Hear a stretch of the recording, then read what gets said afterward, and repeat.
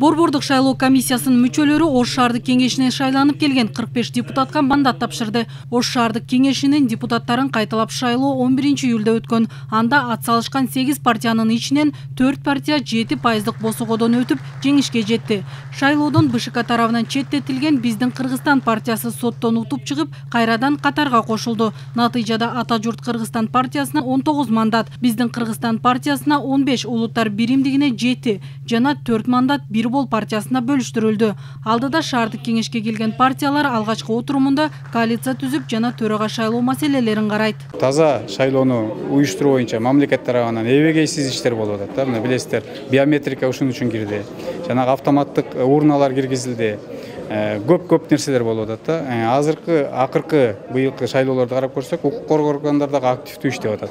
Жарандарыбыз да активдүүлүгүн көргөзүп атат да.